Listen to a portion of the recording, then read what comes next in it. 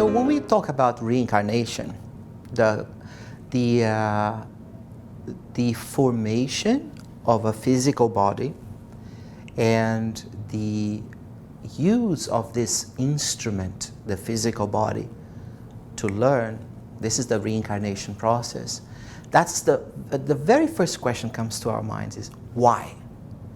Well, why can't I just learn everything that I have to learn to become a perfected spirit, right? Why can't I just do everything there in the spiritual realm? Because we're far from perfection. Very, very far. And like a student, we need to start from pre-K and move up one level at a time. When you look at incarnation per se, right? The way I'd like to say, or as an analogy, every incarnation, it's like a grade in school, right? So every time we come back here on Earth, we're learning more things.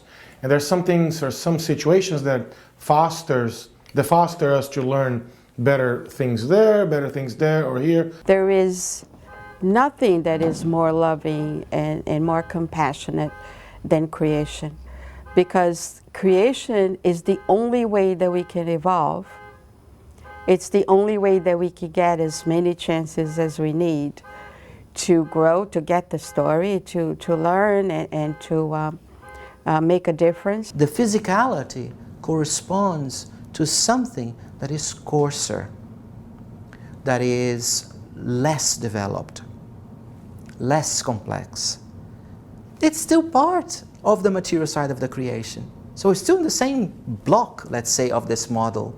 But we have to start with the simple things. It's somewhat impossible for a male or even for a woman that never gave birth, right, to see how it is to become a co-creator or to be able to deliver a child. So that's why we, man, you and I, man, we have to go back and learn that, opportunity as well, learn that scenario. Without reincarnation, I know it's more in that point, that without reincarnation, right, God would not be just. And I'll tell you the way I personally believe that. How can I explain that, I was born with all my limbs, perfect cognitive, senses and all that, and a fellow brother or sister of mine is born in a much more dire situation. In order to explain why these things happen, right, we got to go back to reincarnation. If we believe that God is just, God is a good father and mother and creator, right, we have to go back to reincarnation. This happened for a reason, as we've alluded to in the past, and without us having that comprehension of reincarnation, it would not be any divine justice if reincarnation didn't exist. So it's a stage, it's a step in our development, necessary so that one day we will not need that anymore. Reincarnation is God saying to us, I love you so much that it doesn't matter what you do. All your mistakes, all your misgivings are going to be redeemed, and you will be children of light. I created you light, and that's what you're going to be. In some ways is what happened to Christ. Christ is the Spirit. When he was reincarnated here on earth, we call him Jesus, or Jesus Christ if we prefer. Christ no longer needed to reincarnate because he had already gone beyond everything he could learn in the physicality.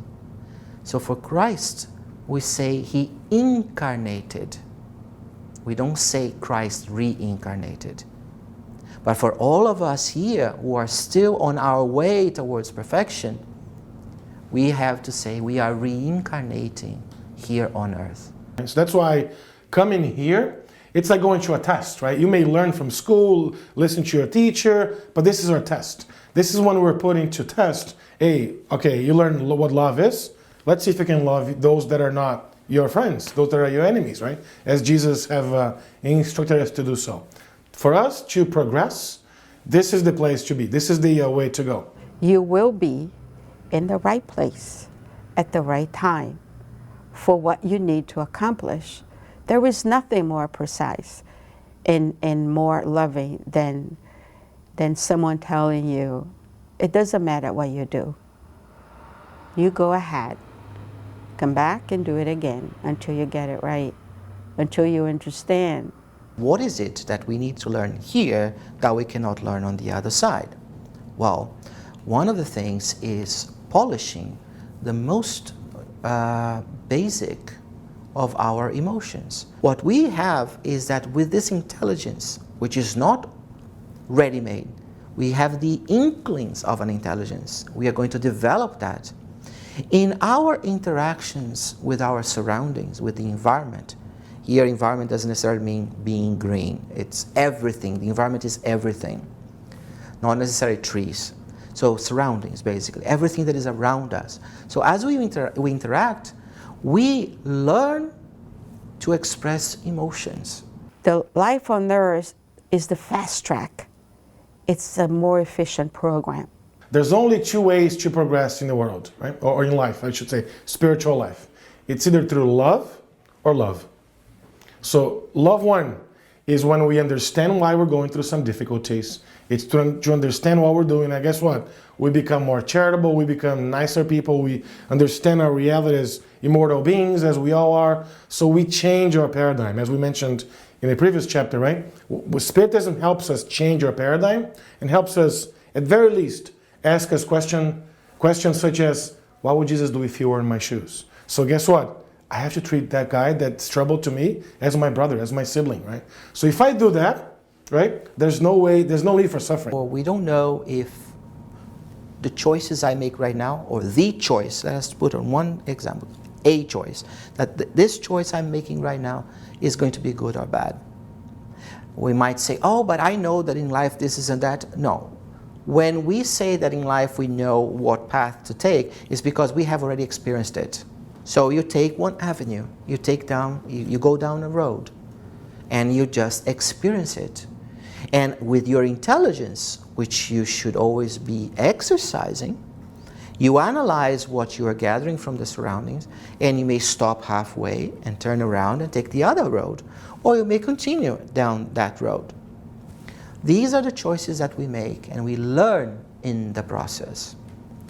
So when we make a choice that is not constructive, we may suffer. Because we're so imperfect, we're so attached to material things, oftentimes we go against those teachings. That one comes love number two. So if we're being like a child, right? So my children, if I tell them, don't stick a little metal thing in the outlet plug, right, in the wall outlet, don't do that, don't do that. I tell him 4 or 5 times. One time he's going to do it, she's going to get electrocuted, right? That's us, happens to us as well. And that's when suffering happens. Because what truly exists is the law of cause and consequence, action, reaction. If I hit the wall, if I bang my head on that wall, if I hit that wall with my head, it's going to hurt. I cannot blame the wall. There are certain things now at our stage that we don't have to experience everything for ourselves. I can interact with others and learn from others. I can have them, for instance, say, hey, I have done that and really hurts. And then I say, okay, I won't do it. Since you're selfish, you're self-indulgent, you're going to do what you want to do, you end up committing the crime. And this is why we need reincarnation, so that you learn that you cannot do that. You cannot make your decisions impulsively and not think about the consequences. So every action, we all know that, every action has a reaction. Pay attention to the nature of the problem you have today, because that's the nature of the problem you created. So if you have a problem with money today, you cannot keep any money, you cannot make money, then the error that you made in another life had something to do with money. Either you stole from people, either you misused money, whatever you did with money today is you're paying the consequence for that. Now you find out, oh, my problem was in this area, so now what? So now once you find out what is the nature of your problem and of the error, you start doing the opposite. that resolves the karmic debt. When you're suffering through whatever happens, so, oh, hang on a second, why am I going through this? Why is this happening to me, right? Because something has to make me believe, make me understand why I'm going through that. As I learned from the gospel, past or current causes of afflictions. If I'm suffering, there's got to be a reason for that. And the only time I suffer is when I distance myself from God, from God's teachings.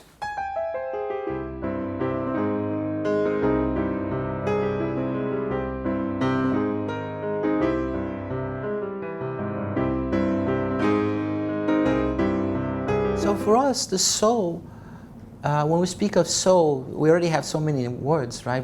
We are spirits, and we are, as we want to improve ourselves, we have a perispirit, we create a perispirit or spiritual body, and then if we are here reincarnated, we even have a physical body.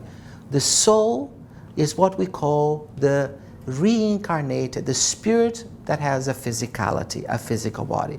The soul is the reincarnated spirit. We are souls, yes. We are all souls while we're in the body. Soul is the intelligence principle behind everything. So when it's here associated with the physicality, when that spirit is associated with the physicality, we say soul. If you go back to the definition that a soul is an incarnate spirit, right? If there's no body, physical bodies, right? What's the connection there, right? In the flip side, a body can exist without a spirit, but for example, we learned that sometimes babies are born, right? And then all of a sudden, there's no vital signs. A body is there. It was born, but the connection got lost. So the moment the spirit breaks the connection with the physical body, the body may live for a little while without the spirit being present, but not for long, because the vital principle will deplete and there's no life beyond that, as we learn. We have the spirit, the body, and the perispirit. We have the perispirit, which is our energy field around us, energy body, which is a prototype for the body. So that's three. Our spiritual bodies are here so that we can use the elements of this planet so that our bodies can connect, can communicate with spirits, with us spirits. That's why we need that, fluidic, semi-material, spiritual body, so to say. On average, today, for instance, for us, human beings, at our level of evolution, moral and intellectual, when we lose this physicality, when our physical body dies, we may spend 50 years in the spiritual realm, 70 years, even 100 years before we get another body. We learn from Spiritism that the moment of conception, when a couple, right, through conceiving a child, the moment that the egg is fertilized, we understand that the spirit makes a connection. All the cells, we know that our physical bodies, the human body, biologically is composed of units, biological units called cells. Each one of these cells have a correspondent cell in the spiritual realm in the perispirit or spiritual body, made with that matter that is more subtle than the one in the physical realm. So there is a correspondence.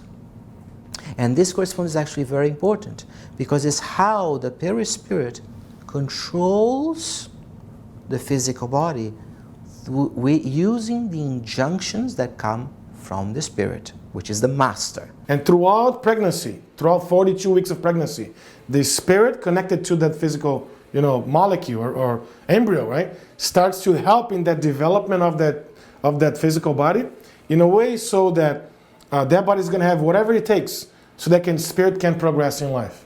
And by the way, this is why we Spiritists believe that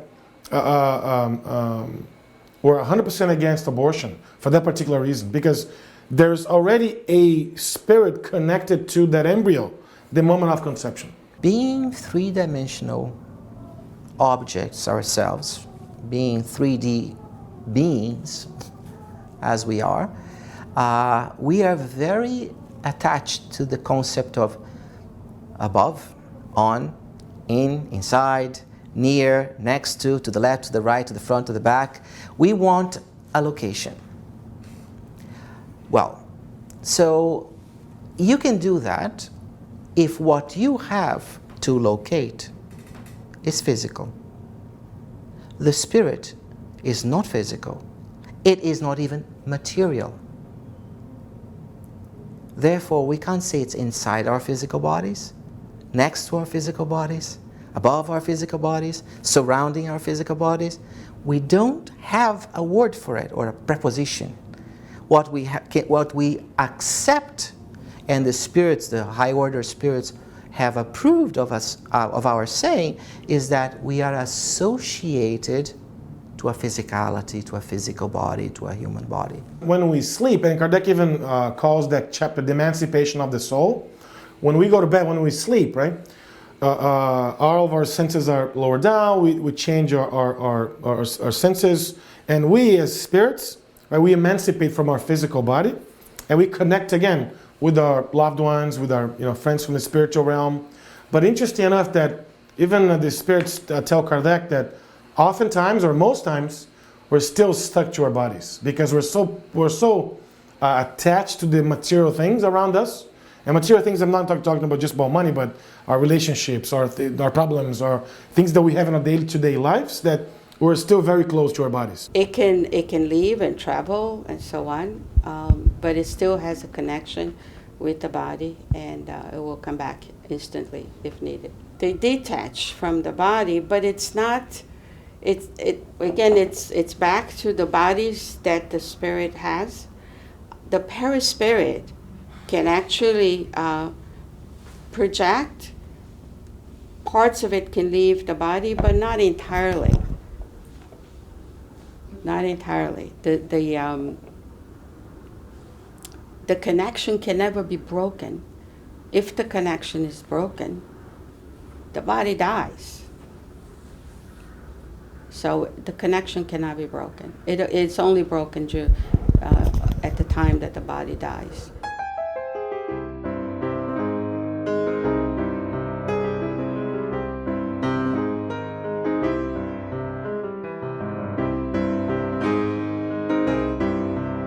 You don't need to be a spiritist to be able to interact with spirits.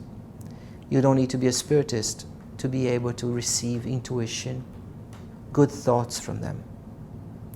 As I said before, spirits are all around us. Whether we are of this religion or that religion, or if we profess this faith or that faith, or if we have no belief system whatsoever, what will attract them to us, and they are always attracted to us and also repulsed by us, what will create the interaction is our thought patterns, is how constructive we are or how non-constructive we are. Yeah, you may understand, or you may have an understanding of the afterlife, God, reincarnation and so forth, but if you pay more attention to the things of here, of this world, as opposed to our own reality, our one reality, which is we're immortal beings, we're all spirits, right? That we are here. We don't. This is not who I am. This is only one incarnation, right? Flávio is just this body in this incarnation. In my next incarnation will be something else, a different person, a different condition, situation, location, right? We should never lose focus. When I say focus, is laser sharp focus. We should never lose focus over our real reality. Our real identity, that we are immortal beings. We're here temporarily, right? This is not our, forever life. This is just a chapter of our lives. Whatever it is that makes you a better person, right? If you try to understand if you try to put yourself in those shoes, continuous development, if you try to do that, you're moving away, you're removing yourself from these materialistic, callings that we have. And when I say materialistic callings, it's not just, hey, I want to become a millionaire, I want to win the lottery. No, by all means, that's only one topic, right? Sometimes relationships keeps us very attached to this world. Sometimes, are things that we're attached that are even beyond material things, right? So you got to be really careful.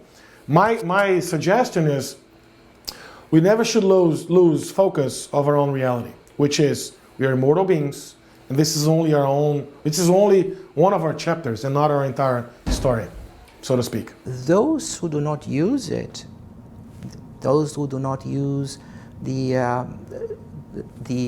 traits that we learn, the processes that we learn, they can still find their intellectual and their moral progress on their own and through other means.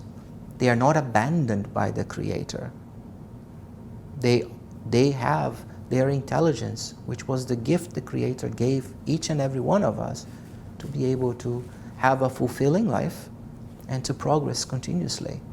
We progress if we want, not because the Creator allows or disavows, just if we want or not.